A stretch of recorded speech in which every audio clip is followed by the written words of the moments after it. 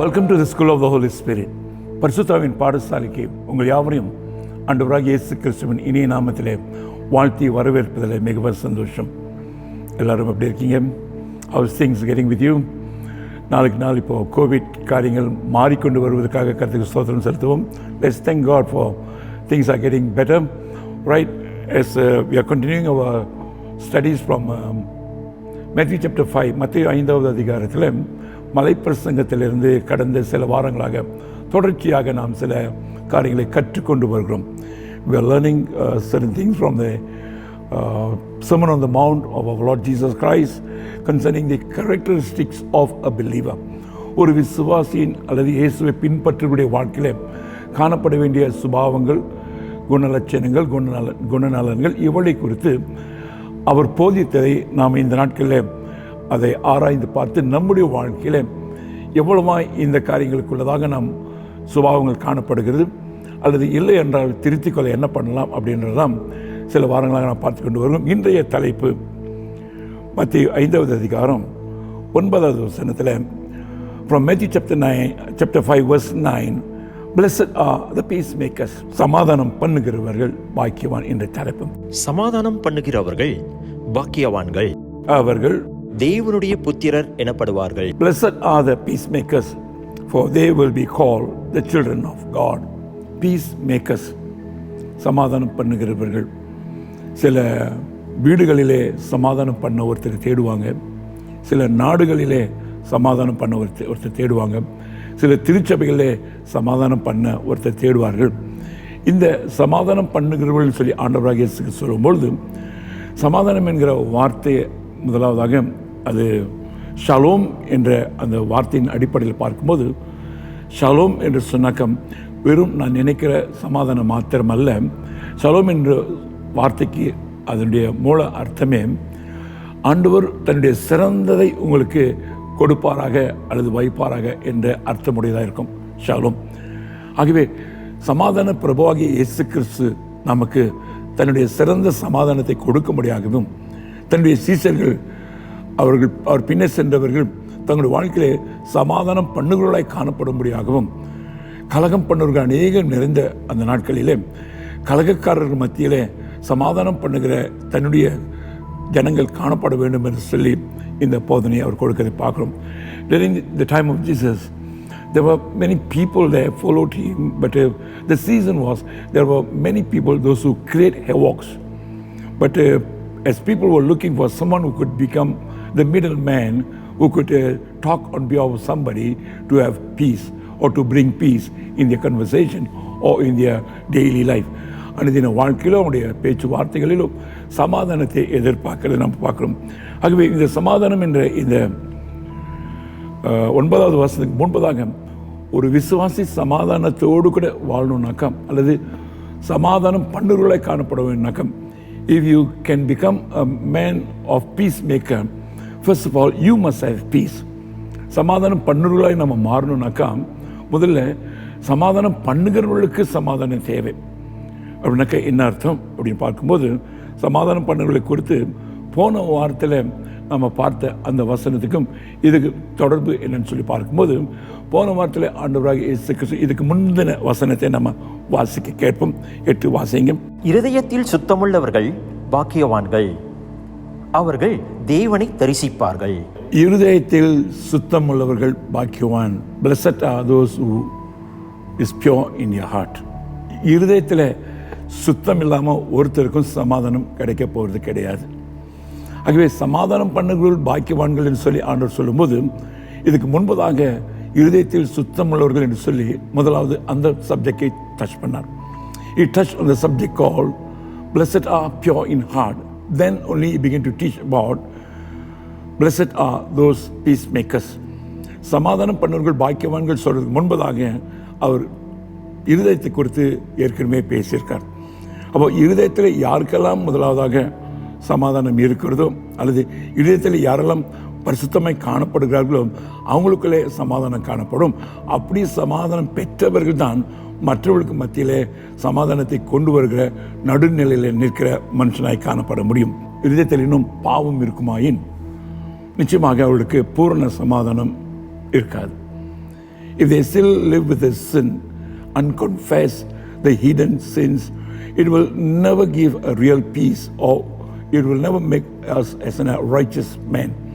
அந்த பாவங்கள், மறைந்திருக்கிற பாவங்கள், இவைகள் அறிக்கை பண்ணாதிருக்கிற பாவங்கள் இருக்கிற வரைக்கும் மாற்ற முடியாது. அதே வேளையில் நம்முடைய இருதயம் பரிசுத்தமாகவும் காணப்பட முடியாது. ஆகவே தான் ஒவ்வொரு காரியமாக ஆண்டவர் இந்த பாடத்தில் சொல்லும்போது ஸ்டெப் பை ஸ்டெப், ஒவ்வொரு படியாக ஒவ்வொரு காரியத்திலும் அவர் பிளஸட் இஸ் ஹி, பாக்கியவான்கள் பாக்கியவான் சொல்லி படிப்படியாக சொல்லும்போது, இந்த சமாதானம் பண்ணுகிறவர்கள் பாக்கியவான்கள் சொல்றதுக்கு முன்பதாக உள்ள ஒவ்வொரு காரியத்தையும் நீங்கள் வாசித்து பார்த்தாக்க கடைசியாக அவர்கள் இருதயத்தில் சமாதானத்தோடு கூட வாழ்ந்தால்தான் அவர்கள் சமாதானம் பண்ணுகிறவர்களாக பாக்கியவான்களாக காணப்பட முடியும். If you look back of all that blessed is he from Matthew chapter 5, one by one, Jesus taught them step by step. And finally he concluded that if they couldn't have peace in their heart, they cannot become peacemakers. So from this we're going to learn a lot of things about peace and so forth. The next verse, Jesus said in verse 10, the next verse, Matthew chapter 5, verse 10. நீதியின் நிமித்தம் துன்பப்படுகிறவர்கள் பாக்கியவான்கள். நீதி நிமித்தம் துன்பப்படுகிறவர்கள் பாக்கியவான்கள். Blessed are those who are persecuted for righteousness. However, this ministry of making peace, இந்த சமாதானம் பண்ணுகிற ஊழியம் அநேக வேளையில் எல்லாராலும் அது ஏற்றுக்கொள்ளக்கூடியதாக, அது சமாதானம் பண்ணுகிறவர்கள் எல்லாராலும் போற்றப்படுவதாக காணப்பட முடியாது. ஆகவே தான் அடுத்து அவர் முன்னெச்சரிக்கையாக சொல்றாரு, நீதி நிமித்தம் துன்பப்படுறவர்கள். இந்த நீதி நிமித்தம் சொல்லும்போது சமாதானம் பண்ணுகிறவர்கள் நீதியாக சமாதானத்தை பண்ணி வைக்கணும். அதில் முரண்பாடுகள் இருக்கக்கூடாது. If you are a peacemaker, then you must make peace between the two parties with a righteous attitude. We cannot be siding someone, and we cannot be putting somebody else down. We should be middlemen, facing God and fearing God, and do act accordingly. And you must have peace first. Then when you make peace, or when we talk, when you initiate, then it may not be both the parties agree with you, or one party may agree with you, the other one may not agree. நம்ம சமாதானம் பண்ணி வைக்க முடியாத ரெண்டு தகராறு உள்ள ஜனங்கள் மத்தியில், மன வருத்தமுடைய ரெண்டு பேர் மத்தியில் நம்ம நீதியாக சமாதானம் பண்ணி வைக்க நம்ம எடுக்கிற முடிவுகள் ஒருவேளை ஒருத்தருக்கு அது ஏற்றுக்கொள்ளக்கூடியதாக காணப்படும், இன்னொருத்தர் அதை ஏற்றுக்கொள்ளாமல் இருக்கலாம். அவர்கள் ஏற்றுக்கொள்கிறார்கள் இல்லையோ, ஆண்டவர் முதலாவதாக சமாதானம் பண்ணவர்களுக்கு எச்சரிப்பாக கொடுக்கிற ஒரு வார்த்தை, எல்லாருமே நம்ம நீதியாக செய்கிற காரியங்களை ஏற்றுக்கொள்ள மாட்டாங்க. அதனால நீதியின் நிமித்தம் அப்படின்னு சொல்லி அடுத்த வசனத்தில் 10வது அதிகாரத்தை சொல்ல பார்க்குறோம். We see in verse 10, Jesus, prior to things that will happen when you become a peacemaker, that not both the parties will agree with you when you give them counsel or give them an advice, when you lead them to a peaceful life. So if one is not agreed, simply means they may even persecute for your righteousness. உங்களுக்கு விரோதமாக எழும்புவாங்க, உங்களுக்கு விரோதமாக செயல்பட ஆரம்பிப்பாங்க. கவலைப்பட வேண்டாம். நாம் கர்த்தர் சொல்கிறதை அவர் சொல்லுகிற பிரகாரமாகவே செய்யும் பொழுது நாம் பாக்கியவான்களாக இருப்போம், நாம் ஆசீர்வதிக்கப்படுவோம்.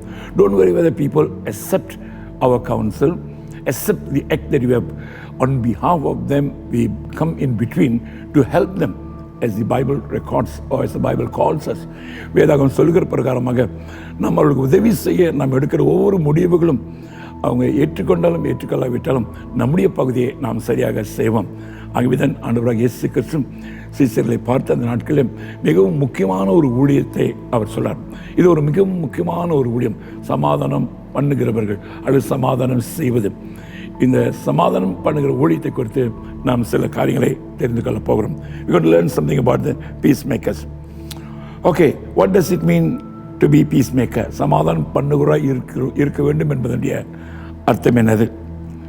முதல்ல நான் சொன்ன மாதிரி ஆண்டவர் ஒவ்வொருத்தருடைய வாழ்க்கையும் ஷலோம் என்ற அந்த சமாதானத்துக்குரிய அந்த வார்த்தை எபிரேயர் மொழியிலே தேவனுடைய பூர்ணமானதை அவர்கள் பெற்றுக்கொள்ள வேண்டும் என்றுதான். ஒருவர் நம்மை பார்த்து ஷலோம் என்று வாழ்த்து சொல்லும்போது, when somebody greets us as shalom, simply means they want us to have the fullness of the blessing that God has for us. தேவன் நமக்கென்று வைத்திருக்கிற அந்த ஆசீர்வாதத்தின் பூர்ணத்தை நம்ம பெற்றுக்கொள்ள வேண்டும் என்பதுதான். அது இப்படி இது ஒரு நல்ல ஒரு ஊழியம். யாராவது சமாதானம் இல்லாமல் வாழ்வார்கள் சொன்னாக்கா அவர்களிடத்தில் கர்த்தர் அவர்களுக்கு வைத்திருக்கிற பூரணத்தை அவர்கள் உணர்ந்து அவர்கள் அதில் வாழ்ந்து தேவனை மகிமைப்படுத்துவதற்கு இது ஒரு ஊழியமாய் காணப்படுகிறது. This becomes as a ministry. If someone lives without peace, when we say shalom, simply means they have the word called peace, but they don't have peace. God has some plans for any individual or every individual to give them the best that God wanted to give. Simply means, for God so loved the world, He gave His only begotten Son. His Son is the best gift that we could ever receive. உதாரணத்துக்கு ஆண்டவர் தன் ஒரே பேரான குமாரனை விசுவாசிக்கும் எவனோ அவன் கெட்டு போகாமல் நித்திய ஜீவனை அடையும்படிக்கு அவரை தந்தருளி அவரை கொடுத்தது. இதே போல பல காரியங்கள் கர்த்தர் நமக்கென்று ஆசீர்வதித்து வைத்து அதை கொடுக்க பிரியமாக இருக்கிறார். God already blessed us with many blessings and He wants to give it to us.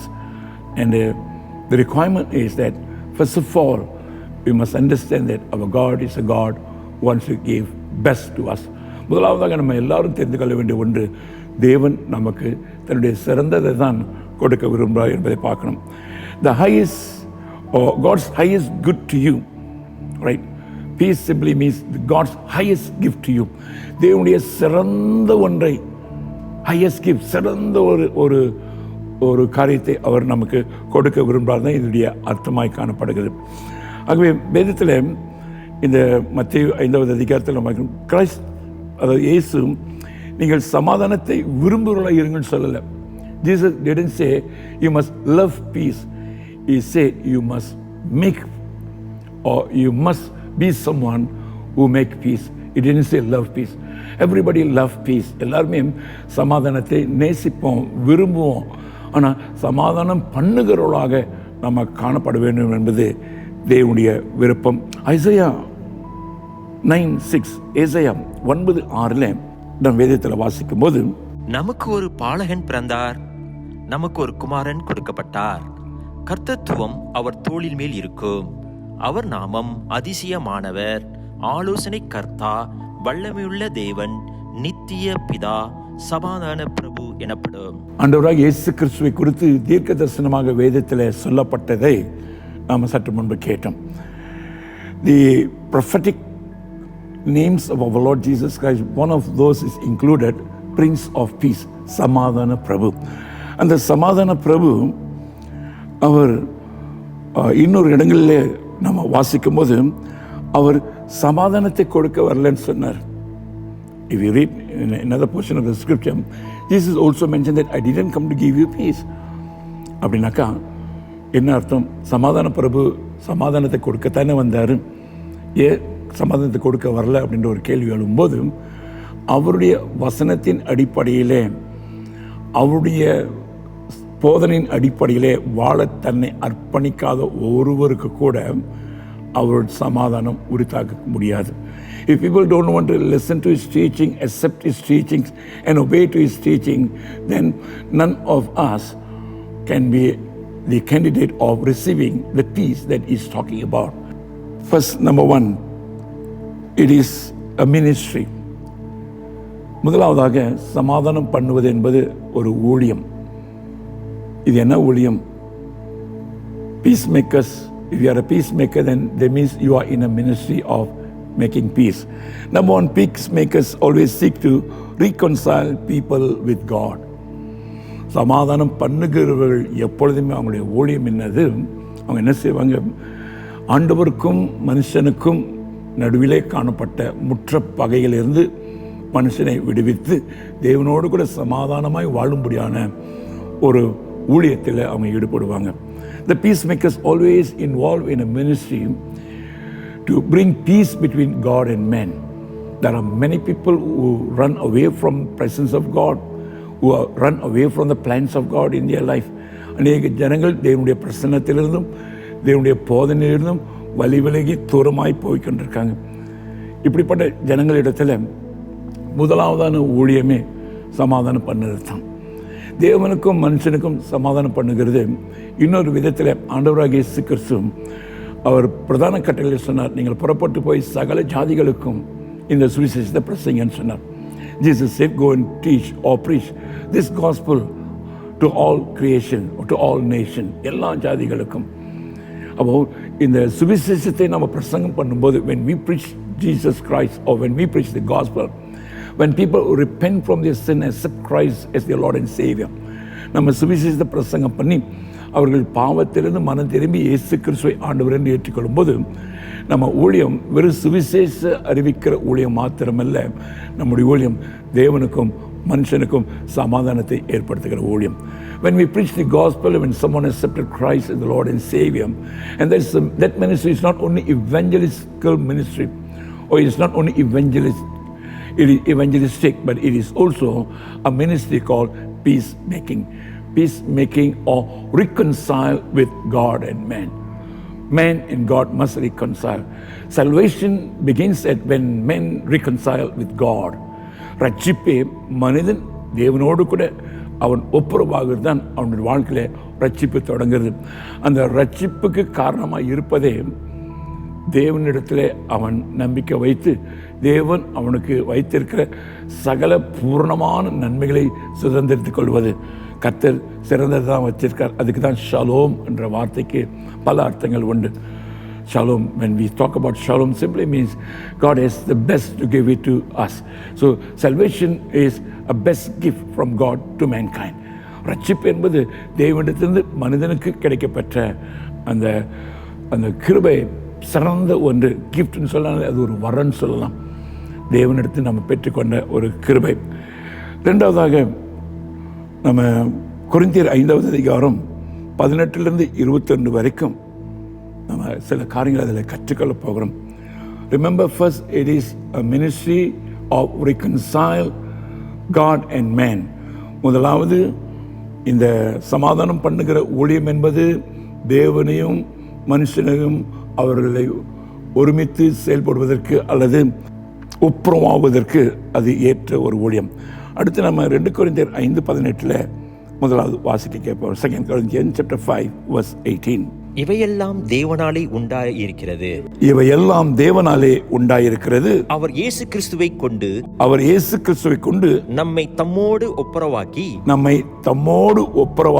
ஒப்புரவாக்குதலின் ஊழியத்தை எங்களுக்கு ஒப்பு கொடுத்தார். இங்கே பவுல் சொல்றார், ஒப்புரவாகுதலின் ஊழியம். This ministry is ministry of reconciliation. 2 Corinthians 5:18, the scripture says, and all things are of God, who has reconciled us to himself by Jesus Christ and has given to us the ministry of reconciliation. உங்கள் கையிலையும் என் கையிலையும் ஆண்டவர் கொடுத்திருக்கிற ஒரு ஊழியம் ஒப்புரவாகுதலின் ஊழியம். நம்ம அதிகமாக நம்ம அந்த பிரதான கட்டளை குறித்து அதிகமாக பிரதான கட்டளை நிறைவேற்றணும், must fulfill the great commission சொல்கிற நாம அந்த பிரதான கட்டளையில் உள்ள இன்னொரு முக்கியமான சார அம்சமே, very important essence that is found in the preaching of the gospel is reconciliation, ஒப்புரவாகுதல். இந்த ஊழியத்தை ஆண்டவர் யார் கையில் கொடுத்திருக்காராம்? பவுல் சொல்றாரு, இதை ஒப்புரவாகுதலின் ஊழியத்தை எங்களுக்கு ஒப்பு கொடுத்தார். ஒவ்வொரு விசுவாசின் கரத்திலே ஆண்டவர் இந்த ஊழியத்தை ஒப்பு கொடுக்கிறார். whether you like it or not, the moment you receive Christ as the Lord and Savior, நம்ம விரும்புகிறோமே இல்லை இயேசு கிறிஸ்துவை ஆண்டவர் என்று ஏற்றுக்கொண்டோமோ, அப்போ நம்மை சமாதானம் பண்ணுகிறவர்களாகவே கர்த்தர் எதிர்பார்க்கிறார். சமாதானம் பண்ணுகிறது என்பது ஒப்புரவாகுதலின் ஊழியம். கர்த்தருக்கும் மனுஷனுக்கும் ஒரு ஒப்புரவாகுதல் உண்டாக்க, சுவிசேஷத்தை பிரசங்கிக்க கர்த்தர் நம்மை எதிர்பார்க்கிறார். நம்மிடத்தில் இந்த பொறுப்பை கொடுத்திருக்கார், இந்த கட்டளை கொடுத்திருக்கார். God has given us this great commission of ministry called reconciliation, and this is in our hands. முதல்ல ஊழியம் என்று பார்த்தோம். First we saw that the ministry, the reconciliation is a ministry.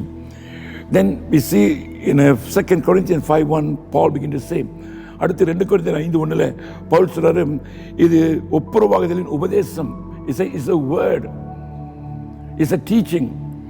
Jesus said to the disciples, go and teach all that I have taught you and cause them to observe. இயேசு சொன்னால், நீங்கள் புறப்பட்டு போய் நான் உங்களுக்கு கற்பித்த சகலவற்றை உங்களுக்கு போதித்து அவர்கள் அதை கை கொள்ளும்படியாக அவர்களுக்கு உபதேசிங்கள். அவோ சீசர்கள் புறப்பட்டு போகும்போது இந்த மலைப்பிரசங்கத்தில் ஆண்டவர் கற்பித்த இந்த குணநலங்கள், லட்சணங்கள், சுபாவங்கள், when the disciples went out to preach the gospel, Jesus expected them to teach of this, the issue of the heart. The Sermon on the Mount that Jesus taught them about the characteristic. And so this is the teaching that Jesus said. Paul was reminding the believers that God has given us this word called reconciliation, or called reconciliation, committed unto us the word of reconciliation. அந்த ஜனங்கள் ஒப்புரவாகுதலுக்கு ஏற்ற வார்த்தைகளை ஆண்டவர் எங்களுக்கு கொடுத்திருக்கிறார் என்ற ஒரு நேரடி மொழிபெயர்ப்பில் அதை நம்ம பார்க்கலாம்.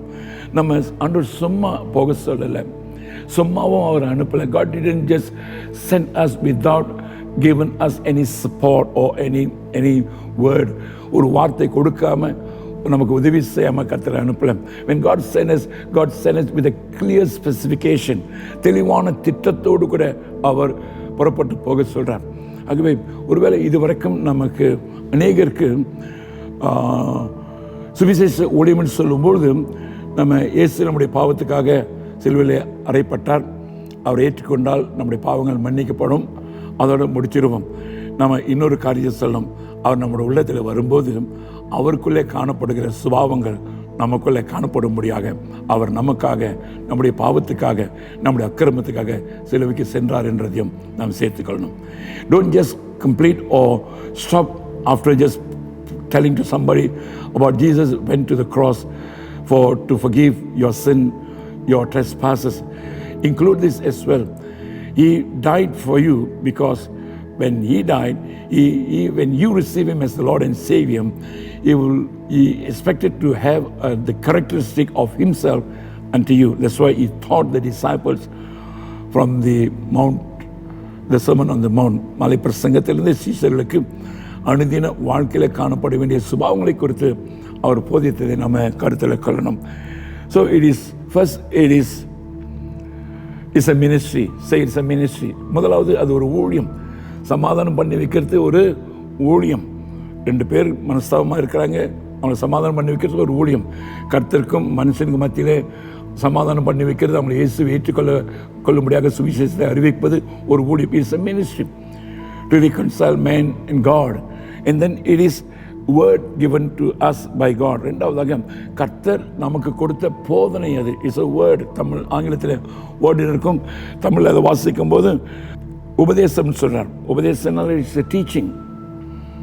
The teaching God has given to us. இயேசு நம்ம அத்தனை பேருக்கும் இந்த போதனையை, மலைப்பிரசங்கத்தின் போதனையை வாசிக்க மாத்திரம் நமக்கு சொல்லல, வாசித்து அதில் வசிக்க, அதன் பிரகாரமாக மற்றவர்கள் வாழ நம்மை ஒரு கருவியாக பயன்படுத்த கர்த்தர் சித்தமாக இருக்கிறார். God wants us to live a life that based on the Sermon on the Mount, and also use us to help someone to also to live as such a life.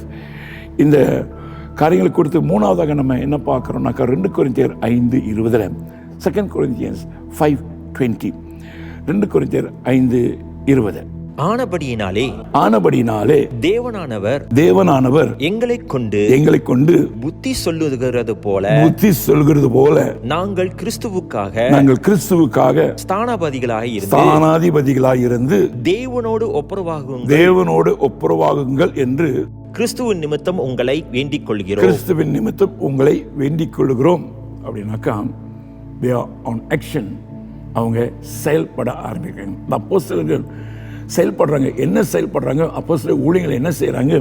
Pavul அதை சொல்றார். ஆனபடினாலே தேவனானவர் எங்களை கொண்டு புத்தி சொல்கிறது போல நாங்கள் கிறிஸ்துவுக்காக ஸ்தானாதிபதிகளாக இருந்து தேவனோடு ஒப்புரவாகுங்கள் என்று கிறிஸ்துவின் நிமித்தம் உங்களை வேண்டிக் கொள்கிறோம். In English it says that 2 Corinthians 5:20, now then we are ambassadors for Christ, as though God did beseech you by us. We pray you in Christ, be reconciled to God. நான் உங்களுக்கு மருந்து கேட்டுக்கிறேன்னாக்கா அவங்க என்ன பண்ணுறாங்க? ஊழியம் செய்யணும் கட்டளை மட்டும் பெற்றுக்கொள்ள. they didn't only receive commandment, அதுக்கான வார்த்தைகள் வசனங்களை மாத்திரம் பெற்றுக்கொள்ளலை. they didn't only receive the word, but they put whatever they've learned from the Lord, they have put into action. அவர்கள் கர்த்தரிடத்திலே கற்றுக்கொண்டவைகளை, கர்த்தர் கற்பித்தவைகளை, கர்த்தர் செய்ய சொன்னதை செயல் வடிவிலே காட்டுகிற அப்போஸ்தலர்களாக காணப்பட்டார்கள். And we are called not only to talk about peace, we are called to become peacemakers. சமாதானத்தை குறித்து பேசணும் என்றது மாத்திரமல்ல, சமாதானம் பண்ணுகிறவர்களாக காணப்படணும்.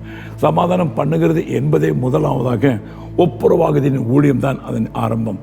When you talk about making peace, it is the ministry of reconciliation.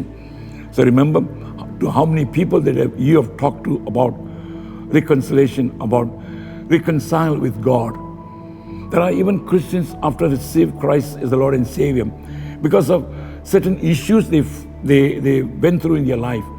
ஆண்டவராகிய இயேசு கிறிஸ்துவை தேவன் என்று ஏற்றுக்கொண்ட பிறகு கூட தங்கள் வாழ்க்கையில் அவங்க கடந்து போன சில சம்பவங்கள், சில அனுபவங்கள் தேவனை விட்டு பின்வாங்கி போகிறதுக்கு காரணமாக மாறிடும். இப்படி பின்வாங்கி மாறி போயிருக்கிற ஒருத்தனை நாம் தெரிந்து கொண்ட பிறகு, upon knowing that somebody is backslided, it is our responsibility to approach that person and to become the peacemaker, making peace between God and him, reconcile him with God. இப்படி பின்வாங்கி போன ஒருத்தரை குறித்து நாம் கேள்விப்படும் போதும் நம்ம தேவனுக்கும் அந்த பின்வாங்கி போன மனுஷனுக்கும் ஒப்புரவாகுதலின் ஊழியத்தை செய்ய நாம் புறப்பட்டு போகணும். இதை குறித்து தெளிவாக அப்போஸ்தலனாகிய பவுல் அவர் எழுதின நிருபங்களில் நிறைய காரியங்களை நம்ம பார்க்கலாம். We could see, if we really read all the epistles of Paul written to all the churches, we could learn a lot of things, that how to approach someone who has gone away from God. தேவனை விட்டு பின்வாங்கி போனவனிடத்தில் ஒரு பாவத்திலே தொடர்ந்து பாவத்தில் விழுந்து அதிலிருந்து எழுந்திருக்க முடியாத ஒருத்தனை எப்படியெல்லாம் அணுகணும் என்ற நிறைய போதனைகளை பவுல் சொல்லியிருக்கார். So I encourage you all to read all the epistles, not only the epistle, read the whole Bible. அதனால் நிருபங்களை மாத்திர வாசியங்களும் உற்சாகப்படுத்தினாலும் வேதாகமம் முழுவதுமாய் வாசியுங்கள். ஒவ்வொரு வார்த்தைகளும் நம்முடைய உள்ளத்திலே பிறருக்கு உதவி செய்ய நம்மை கர்த்தர் மாற்றுவார், அல்லது நம்மை கர்த்தர் ஊக்குவிப்பார், அல்லது நம்மை அதற்கு ஏற்றவாறு நம்மை உருவாக்குவார். Every word that when we read the scripture, when we meditate the scripture, every word God sent to equip us to become that person, the individual that God could use, particularly to bring peace unto people, particularly to bring reconciliation between God and man. மனுஷனுக்கும் தேவனுக்கும் ஒப்புரவாகுதலின் ஊழியத்தை நாம் அதில் நாம் பார்க்கலாம்.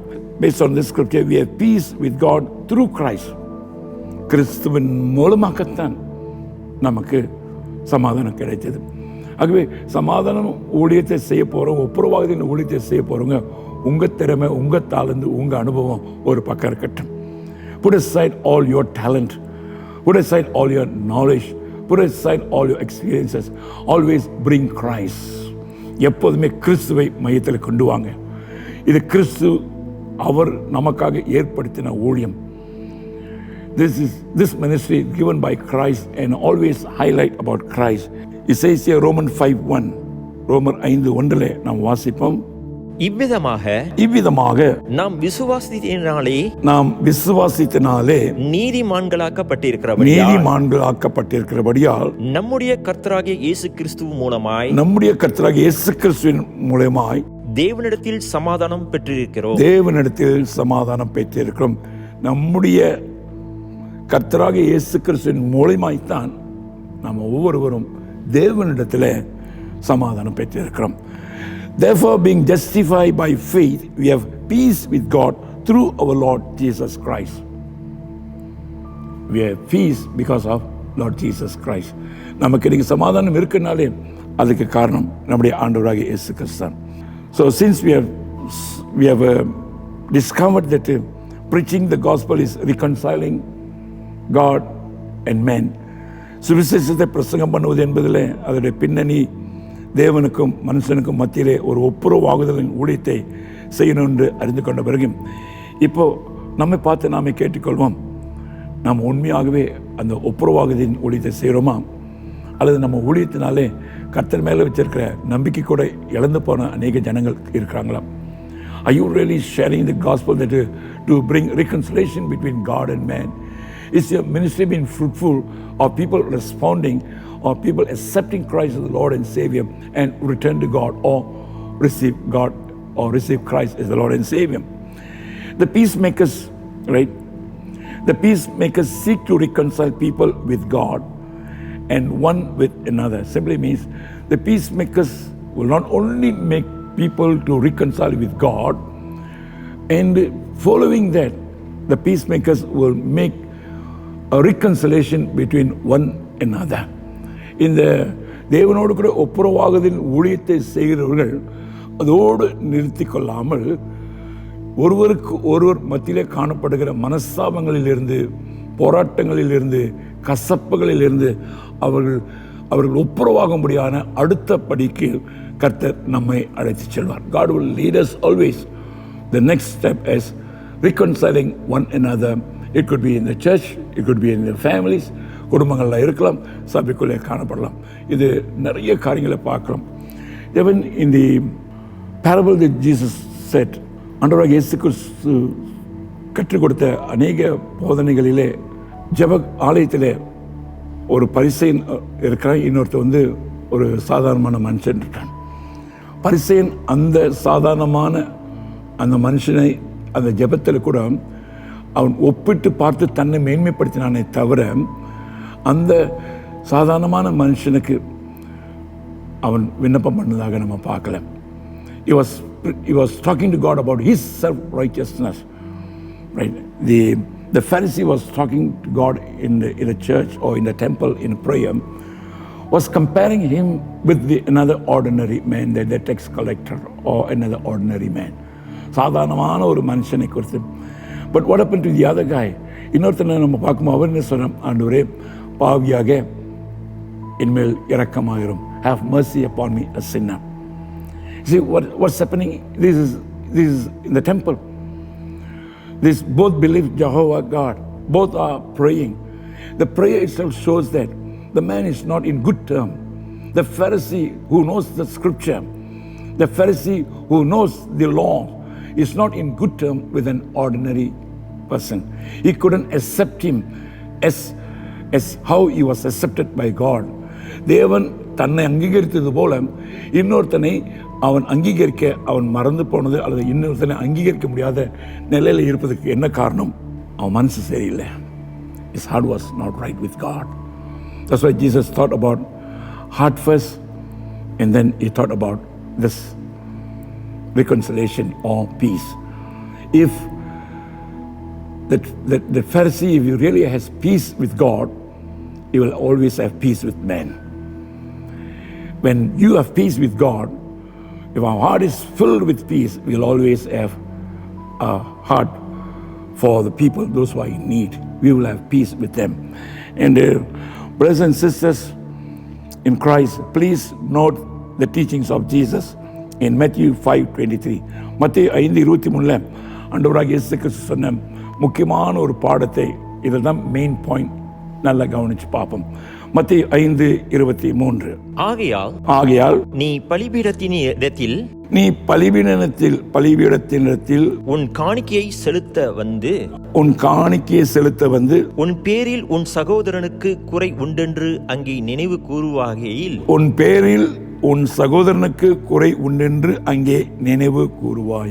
போதும். முதல்ல இதை மாத்திர பார்ப்போம். இது எங்க நடக்குது? சபைக்குள்ள காணிக்கையை கொண்டு வரோம். ரொம்ப பக்தி வைராக்கியமாக நம்ம கர்த்தர் நமக்கு ஆசீர்வதித்து கொடுத்த அந்த பகுதியில் ஒரு பகுதி எடுத்து a portion of what God has blessed us with we wanted to in return give as an offering for the ministry of God. தேவனுடைய ஊழியத்துக்காக கொடுக்க வரோம். God should be happy about seeing that people bringing offerings and offer unto the ministry of God. தேவன் தன்னுடைய ஊழியத்திற்கென்று காணிக்கை கொண்டு வரவர்களை குறித்து பார்த்து சந்தோஷப்படணும். ஒரு சமயம் நம்ம பார்க்கும்போது ஒரு ஏழை விதவை தனக்கு இருந்த 2 காசை கொண்டு வந்து அந்த காணிக்கை பெட்டியில் போடுறாங்க. மற்றவங்களாம் நிறைய போடுறாங்க. ஆனால் அதில் கொடுத்தது யார் அதிகம்னு சொல்லி கேட்டுட்டு அவரே பதில் சொல்றார், இந்த ஏழை விதவை தான் சொல்லி தனக்கு இருந்த எல்லாவற்றையும் கொடுத்தாங்க. கொடுக்கிற காரியத்தை கொடுத்து ஆண்டவர் கவனித்து பார்க்கும்போது இந்த வசனத்தில் அவர் சொல்றார், நீங்கள் கொண்டு வந்திருக்கீங்க, ரொம்ப சந்தோஷம், ஐம் வெரி ஹாப்பி, அதை நமக்கு தெரிஞ்ச விதத்தில் பேசணும். I'm very happy to see that you are very faithful. You wanted to give whatever that God has blessed you with to bless the ministry of God, to fulfill the missions that God has given to the local church. ஒரு சாதாரண சபையிலும் ஒரு ஸ்தல சபையிலும் தேவன் அந்த சபைக்கு கொடுத்த அந்த ஊழியத்தை நிறைவேற்றுவதற்கு உங்களுடைய பங்கு மிகவும் ஆசீர்வதிக்கப்பட்ட ஒன்று, விலையேறப்பெற்ற ஒன்று. ஆனால் அதை கொண்டு வரும்போது உங்களுக்குள்ளே என்ன மாதிரியான மனநிலை இருக்கிறது என்பதை கொஞ்சம் ஆராய்ந்து பார்க்க முடியாது சொல்றார். அதான் இங்கே சொல்றார், ஆகையால் நீ பலிபீடத்தின் இடத்தில் உன் காணிக்கை செலுத்த வந்து உன் பேரில் உன் சகோதரனுக்கு குறை உண்டு என்று அங்கே நினைவு கூறுவாயாக. உனக்கு அவங்க மேலே குறையா இருக்குன்னு அது இல்லை, உன் பேரில் இன்னொருத்தவங்க ஒரு வேதனையாக இருக்காங்க. Jesus was talking to them or teaching in this portion of the scripture. This is still in the Sermon on the Mount. இது இன்னும் மலைப்பிரசங்கத்தில் தான் இருக்கும். மத்தேயு 5 இருக்கும். மத்தேயு 5, 6, 7 3 அதிகாரமும் மலைப்பிரசங்கம். Matthew chapter 5, 6 and 7. All these 3 chapters are called the Sermon on the Mount. So this is also in the Sermon on the Mount. Jesus was teaching. இயேசு போதிக்கிறார். ஒவ்வொரு குணநலங்களை போதித்த பிறகு எப்படி நாம் இருக்கிறோம், எப்படி கொடுக்கும்போது எப்படி இருக்கணுன்றதை போதிக்கும்போது அவர் சொல்றார், உனக்கு உன் பேரில் உன் சகோதரனுக்கு குறை உண்டு என்று அங்கே நினைவு கூறுவாயாக. If that comes into your mind that somebody is not pleased with you, somebody is not in good term with you, if that thought comes into you, what should you do? என்ன செய்யணுமா? அவன் எப்படி போனால் நமக்கு என்ன, நாம சரியாக தான் இருக்கிறோம் அப்படின்னு அந்த திருப்தியில் நம்ம வாழ போகிறோமா? இல்லை ஆண்டவர் கற்றுக் கொடுத்த போதனையின் பிரகாரமாக நம்முடைய வாழ்க்கையில் தேவனோடு கூட ஒப்புரவாகுவதற்கு அவருடைய வார்த்தையை கண்டிப்பாக கேட்டு கீழ்ப்படியணும் என்ற அந்த சுபாவத்தோடு கூட வாழ போகிறோமா? This is the teaching of the Lord Jesus Christ. Are you going to obey to his teaching and to have a reconciliation with God, or you just wanted to ignore his teaching and you wanted to do the way that you wanted to do? எப்படி செய்ய போகிறோம்? அடுத்த வசனத்தில் அவர் சொல்றார். Next verse 24, Jesus said, அங்கே தானே பலிபீடத்தின் முன் உன் காணிக்கை வைத்துவிட்டு போய், பலிபீடத்தில் முன்ன உன் காணிக்கை வச்சுட்டு முன்பு உன் சகோதரனோட ஒப்புரவாகி, போய் முதல்ல உன் சகோதரனோடு கூட ஒப்புரவாகி, ஒப்புரவானவர்களுடைய காணிக்கையைத்தான் கர்த்தர் பிரியமாய் ஏற்றுக்கொள்வார். The offerings of the one who reconcile, God will always accept it with a great joy. Pavul சொல்லும்போது நம்முடைய காணிக்கைகளை எப்படி கொடுக்கணுமா? மன உற்சாகத்தோடு கொடுக்கணுமா? இப்போ ஒருத்தன் மேலே கோபமாக இருக்கிறோம், நம்ம ஒப்புரவாக நமக்கு சம்மந்தம் இல்லைம்போது மனதில் அந்த உற்சாகம் இருக்காது. ஒரு சோகத்தோடு கூட தான் நம்முடைய காணிக்கைகளை கொடுப்போம். When Paul thought that we should bring our offering with a joyful heart. Collect the offering from the people, those who are giving with joyful. So someone who comes and if he's not joyful, right, simply means he has some issues in the heart, particularly that he is not reconciled with every individual in the church or in the family. குடும்பத்திலோ அல்லது சபைக்குள்ளதாகவும் எல்லாரோடு கூட ஒரு ஒப்புரவாகுதல் இல்லாது ஒரு கசப்போடு கூட ஒரு வெறுப்போடு கூட சபைக்குள்ளே காணப்பட்டு காணிக்கையை மாத்திரம் நம்ம கர்த்தருக்கு கொடுக்கிறோம் என்ற ஒரு விருப்பத்தின் பிரகாரமே கொடுக்கிறோம்னு நினைப்போம். ஆனால் கர்த்தர் அதை அங்கீகரிக்க மாட்டார். God will never accept it because he thought ready. நமக்கு போதிச்சிட்டாரு, இப்படி தான் செய்யணும்னு போதிச்சிட்டாரு. Jesus already taught the disciples that this is how it should be. He said that leave there thy gift before the altar and go thy way. First be reconciled to thy brother and then come and offer thy gift. அங்கே தானே பலிபீடத்தின் முன் உன் காணிக்கையை வைத்து விட்டு போய் முன்பு உன் சகோதரனோட ஒப்புரவாகி பின்பு வந்து உன் காணிக்கையை செலுத்து. ஏற்கனவே ஒரு முறை இதை ஒரு சண்டே சர்வீஸில் பேசியிருக்கேன், ஞாபகம் இருக்குது. I remember that I preached this message maybe somewhere August, September of last year. கடந்த வருஷத்தில் ஆகஸ்ட் செப்டம்பர் போல இருக்கலாம், இல்லை அதுக்கு முன்பு தான் இருக்கலாம்.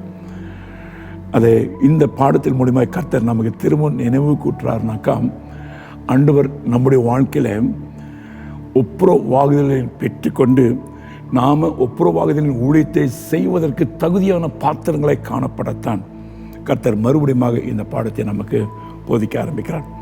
God wants us to be reconciled with the men so that we can be reconciled with God.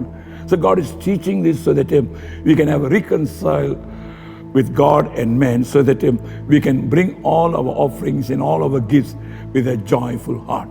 சந்தோஷமான இதயத்தோடு கூட நாம கொண்டு வந்து தேவனுடைய ஊழியத்தை கொடுக்க முடியும். The Bible says, give and it shall be given unto you. We believe, we even in prayer, we always say before we bring our offering or collect the offering, we use this verse. நம்ம காணிக்கை எடுக்கும்போது, காணிக்கை கொடுக்கும்போது கூட நம்ம ஜெபியுங்கள் சொன்னாக்க, ஜெபிக்கும்போது இந்த வசனத்தை சொல்கிறோம், கொடுங்கள் அப்போது கொடுக்கப்படும் சொல்லி ஆண்டவர் சொன்னார் சொல்லி. கொடுக்கும்போது மன நிறைவாய் கொடுத்தாத்தான், ஒப்புரவாகுதலின் இருதயத்தோடு கூட கொடுத்தாதான். நம்ம கொடுக்கிற நாம கர்த்தருக்கும் நமக்கும் ஒப்புரவாகுதல் இருந்து அதன் நிமித்தமாக கொடுக்கும்போது தான் நம்ம அதனுடைய விளைவாகிய பலனை பார்க்க முடியும். We can see the blessings of our sowing. We can see the seed germinate and bear fruit 30-fold, 60-fold and 100-fold. 30, 60, 100 எப்போ கனி கொடுக்கும்? நம்ம விதைக்கிற அந்த விதை பொறுத்திருக்கு. அந்த விதை விதைக்கும் போது அது முதலாவதாக கர்த்தர் அதை அங்கீகரிக்கணும். God must accept it. கர்த்தர் அங்கீகரித்தாதான் அந்த விதையை என்ன பண்ணும், ஜெர்மினேட் பண்ணோம்னாக்கா விளைய ஆரம்பிக்கும்.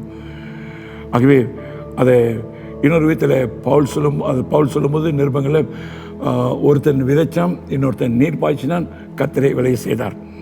Someone sow and then someone else they water the seed, but it's God who caused it to germinate, caused it to bear fruits.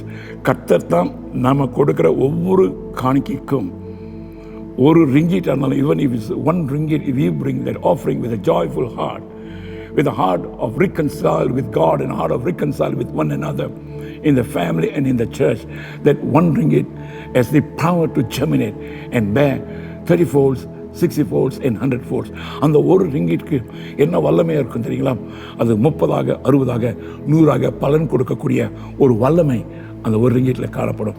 இதனால் இதயத்தில் ஆண்டோடைய வார்த்தைக்கு நாம் கீழ்ப்படிந்ததுனால, because we obey to God, we obey to Christ, we obey to the teachings of our Lord Jesus Christ. இயேசு கிறிஸ்துவின் போதனைக்கு நாம் கீழ்ப்படிந்ததுனால, we are not only to seek reconcile with others, but we seek to help others reconcile. Number 3, first, reconciliation is a ministry, then it's a word, and then it's an action. In action, we are not only called to reconcile with one another and we become the middleman, and we need to teach them to go and reconcile others, and that's our ministry also. நம்முடைய ஊழியம் தேவனுக்கும் மனுஷனுக்கும் ஒப்புரவாகுதலின் ஊழியம் மாத்திரமல்ல, பிறகு 2 பேர் மனஸ்தாபப்பட்டிருக்கும் போது அந்த 2 பேரும் நம்ம ஒப்புரவாகுதலுக்கு நம்ம நடத்துவது மாத்திரமல்ல, அந்த 2 பேருமே ஒப்புரவாகுதலின் ஊழியத்தை செய்வதற்கு நாம ஊழியம் செய்யணுமா. It goes on. சீஷர்கள் மூலியமாக இது பெருக தொடங்கினது.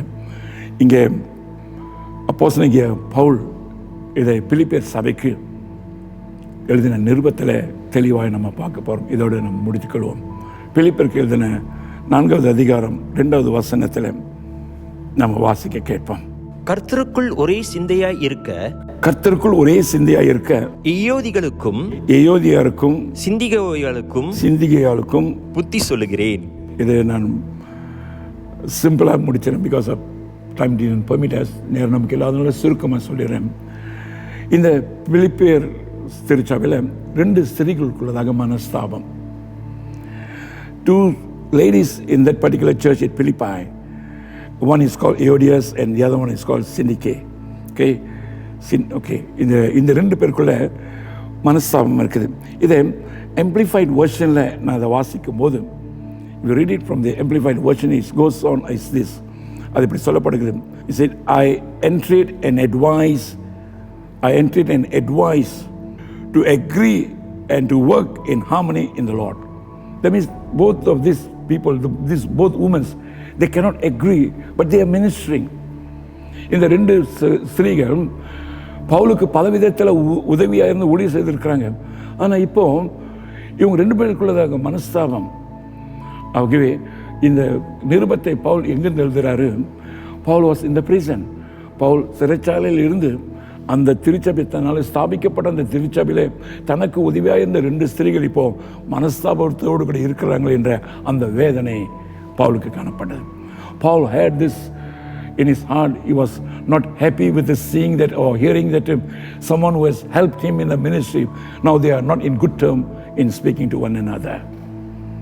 2 பேருக்குள்ள யாரும் 2 பேரும் பவுலோடு கூட இணைந்து ஊழியம் செஞ்சவங்க. இப்போ என்ன நடக்குது? 2 பேருக்குள்ள கருத்து வேறுபாடு. இந்த கருத்து வேறுபாடாக இருக்கிற இவங்களுக்கு பவுல் அந்த திருச்சபைக்கு நிருபத்தை எழுதி அடுத்த வசனங்களை 3வது வசனத்தை வாசிக்கும் போது can you have verse 3? அன்றியும் என் உத்தம கூட்டாளியே, அங்க அந்த சபையில பவுலுக்கு ஒரு கூட்டாளி இருக்கார். என் உத்தம கூட்டாளியே, அவர்களுக்கு உதவியா இருக்கும்படி உன்னையும் வேண்டிக் கொள்கிறேன். போதும். He wrote a letter. There was somebody who was very friendly to him in that church at Philippi and said, please do help them to reconcile. அந்த 2 பேரும் ஒப்புரவாங்கணுன்றது ஒரு பக்கம் விருப்பம். அந்த ஒப்புரவாங்குதலுக்கு அவர் தேடுகிற ஒரு மனுஷனுக்கு சொல்றாரு, தயவாக உதவி செய்யுங்கன்னு. ஆண்டவர் இன்றைக்கு இந்த மலைப்பிரசங்கத்தில் சமாதானத்தை குறித்து தான் பேசினார். இந்த சமாதான குறைவினால என்ன ஏற்படும்னாக்கா, சமாதான குறைவினால மனஸ்தாபங்கள் ஏற்படும், பிரிவினைகள் ஏற்படும், துன்மார்க்கங்கள் ஏற்படும், பொறாமைகள் ஏற்படும், போட்டிகள் ஏற்படும், யார் பெரியவர் யார் சின்னவர் என்ற காரியங்கள் ஏற்படும். இதைத்தான் அந்த தேவ ஆலயத்தில் ஜெபித்தவன் ஒருவன் தன்னை உயர்த்தியும் தன் பக்கத்தில் இருக்கணும் பார்த்து நான் அவனை போல இல்லை அப்படின்னு சொல்கிறான். இப்படி தன்னை மிகைப்படுத்தி கொள்கிறவர்களுக்கு உண்மையாகவே ஒப்புரவாகுதலின் ஊழியம் அவசியம் தேவை.